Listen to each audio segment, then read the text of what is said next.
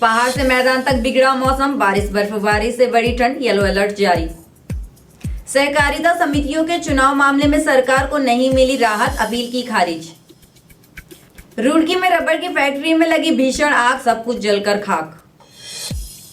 प्रयागराज महाकुंभ के बाद उत्तराखंड अर्ध कुंभ पर चल रही चर्चा तेज, दिव्य और भव्य बनाए जाने पर दिया जा रहा जोर। कॉर्बेट की तर्ज पर नगौरी वन्य जीव अभयारण्य में ककरौली और सूर्य देवी में शुरू होगी जंगली सफारी, कर सकते हैं ऑनलाइन बुकिंग। नमस्कार, आप देख रहे हैं उत्तराखंड टाइम और मैं हूं आपके साथ अनुरागनी चौहान। खबरें अब विस्तार से।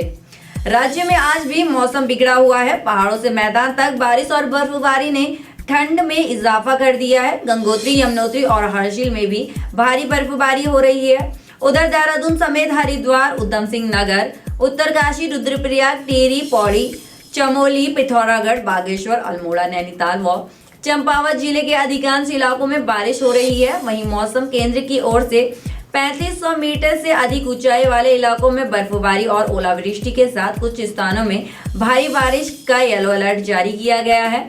हालांकि 1 मार्च के बाद प्रदेश में मौसम खुलने के आसार हैं। सर्दियों में पहली बार 2 दिन तक लगातार हुई बारिश से तापमान में भारी गिरावट दर्ज की गई है। मौसम वैज्ञानिकों की माने तो सीजन में पहली बार पश्चिमी विक्षोभ इस मजबूती के साथ सक्रिय हुआ है। इसके चलते बारिश बर्फबारी से तापमान में गिरावट आई है। बद्रीनाथ धाम, हेमकुंड साहिब, फूलों की घाटी, रुद्रनाथ, लाल माटी, नंदा, घुघुटी, औली, गोरसो के साथ ही नीति और माणा घाटी में भी बर्फबारी हुई है, जबकि निचले क्षेत्रों में बारिश होने से ठंड बढ़ गई है। पर्यटक स्थल चोपता, कालीशिला के ऊपरी क्षेत्र के साथ ही गोंडा, तोसी और त्रियुगी नारायण के ऊपरी जंगलों में भी हल्की बर्फबारी हुई है। साथ ही फरवरी के अंत में हुई बारिश और बर्फबारी से प्रदेश के ग्लेशियर रिचार्ज हो गए हैं। मौसम वैज्ञानिकों का कहना है कि इससे आने वाले दिनों में राहत मिलेगी। बारिश बर्फबारी से ग्लेशियरों के साथ नदियां भी रिचार्ज हुई हैं। इसका लाभ गर्मियों में मिलेगा। जल संकट जैसी समस्याओं से राहत मिलेगी। उत्तराखंड उच्च न्यायालय ने प्रदेश में चल रहे कोऑपरेटिव सोसाइटियों के चुनाव के मामले में सरकार समेत अन्य को कोई राहत नहीं दी है। हाईकोर्ट ने इस मामले पर पुनः सुनवाई की, जिस पर सुनवाई करते हुए उत्तराखंड कोऑपरेटिव इलेक्शन ट्रिब्यूनल की न्यायालय ने अपील खारिज कर दी है। 20 फरवरी को एकल पीठ ने मांगेराम सिरोही एवं अन्य मामलों में आदेश जारी कर प्रदेश सरकार को कोऑपरेटिव सोसाइटी नियमावली के नियम 12 ख के अनुसार चुनाव कराने के निर्देश दिए थे।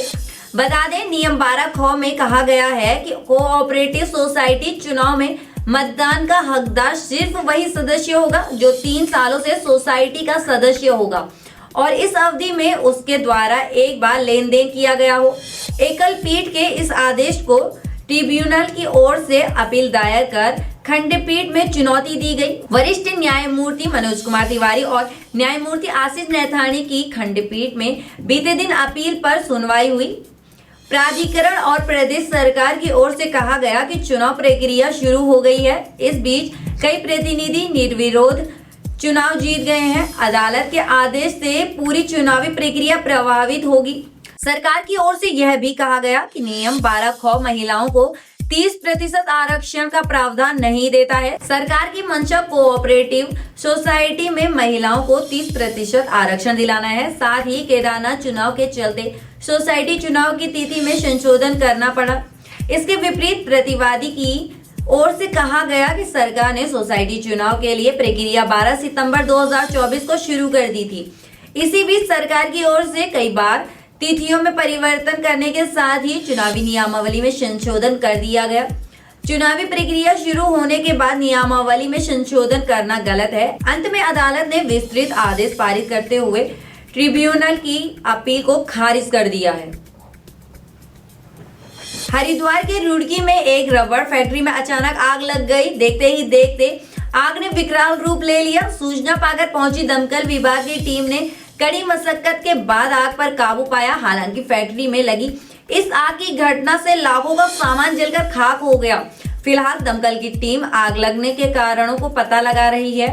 जानकारी के मुताबिक दिल्ली के मनीष जैन की रुड़की गंगनहर कोतवाली क्षेत्र में रामनगर औद्योगिक क्षेत्र में एक रबर की फैक्ट्री है। इस फैक्ट्री में टायर के ऊपर चढ़ने वाली लेयर बनाई जाती है। आज सुबह करीब 5 बजे फैक्ट्री में अचानक आग लग गई और धुआं निकलने लगा। किसी शख्स ने देखा कि फैक्ट्री के अंदर से धुआं निकल रहा है। इस पर उसके द्वारा अन्य लोगों को इसकी जानकारी दी गई। फैक्ट्री में आग लगता देख आसपास के लोगों में अफरा तफरी मच गई। मौके पर लोगों की भारी भीड़ जमा हो गई।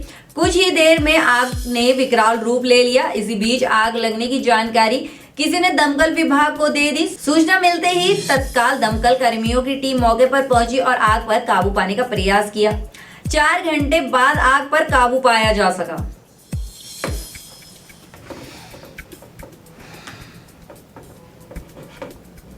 प्रयागराज में कुंभ का समापन होते ही धर्मनगरी हरिद्वार में 2027 में होने वाले अर्ध कुंभ को लेकर बैठक का दौर चल रहा है। प्रयागराज की तर्ज पर ही हरिद्वार में 2027 में होने वाले अर्ध कुंभ को कुंभ कहे जाने और दिव्य और भव्य बनाए जाने की मांग उठने लगी है। साधु संतों ने अपनी ओर से सरकार को हरिद्वार में होने वाले कुंभ के लिए तैयारियां शुरू करने के लिए कह दिया है, जिसको लेकर युवा भारत साधु समाज ने पूर्व मुख्यमंत्री व हरिद्वार के सांसद त्रिवेंद्र सिंह रावत से वार्ता कर 2027 महाकुंभ को लेकर बैठक की, जिसमें कई विषयों पर चर्चा की गई। इस पर हरिद्वार युवा भारत साधु समाज के अध्यक्ष शिवम महंत ने बताया कि युवा भारत साधु समाज की बैठक सांसद त्रिवेंद्र सिंह रावत के साथ आहूत की गई। हरिद्वार में होने वाले आगामी कुंभ को लेकर हरिद्वार के आध्यात्मिक सांस्कृतिक के मूलभूत विकास पर विस्तार से चर्चा की गई, जिसमें मां गंगा की स्वच्छता निर्मलता को किस प्रकार हम और बेहतर कर सके, कुंभ में आने वाले श्रद्धालुओं को सरल व सुगम व्यवस्था को लेकर चर्चा की गई। इसी के साथ शिवम महंत ने बताया कि हरिद्वार कुंभ में साधु संत के अलावा श्रद्धालु मां गंगा में डुबकी लगाना चाहते हैं। पिछले बार कोरोना को लेकर हरिद्वार में होने वाले महाकुंभ की रौनक कम रही थी। इसी कारण हरिद्वार में होने वाले 2027 को लेकर हर कोई उत्साहित है। उन्होंने कहा कि प्रयागराज कुंभ की तरह हरिद्वार कुंभ को भी भव्य और दिव्य बनाने की कोशिश की जा रही है। कॉर्बेट की तर्ज पर अब नागौर सेंचुरी के अलावा ककरौली व सूर्यदेवी में पर्यटकों को जिप्सी के जरिए जंगलों के रोमांच से रूबरू करवाया जाएगा। पर्यटकों को सफारी कराने के लिए वन विभाग ने तैयारियां शुरू कर दी हैं। हल्द्वानी प्रभाग के अंतर्गत पड़ने वाले तीनों जोनों में 10 मार्च से सफारी शुरू होने जा रही है। हल्द्वानी वन प्रभाग डीएफओ कुंदन कुमार ने बताया कि नागौर वन्य जीव अभयारण्य के अंतर्गत पर्यटक की अपार संभावनाएं हैं, जिसको देखते हुए विभाग ने जंगली सफारी के लिए 3 जोन तैयार किए हैं। जिम कॉर्बेट नेशनल पार्क की तर्ज पर अब सैलानी नागौरी वन्यजीव अभयारण्य में भी जंगल सफारी का आनंद उठा सकेंगे। नागौर वन्यजीव अभयारण्य प्रशासन ने जीप सफारी और नेचर गाइड के लिए पंजीकरण की प्रक्रिया शुरू कर दी है, जहां 8 मार्च तक आवेदन जमा किए जाएंगे। प्रति जोन 15-15 वाहनों का पंजीकरण कर संचालित किया जाएगा और 10 मार्च से पर्यटक सफारी का संचालन शुरू कर दिया जाएगा, जिसके लिए विभाग द्वारा वेबसाइट भी तैयार किया गया है।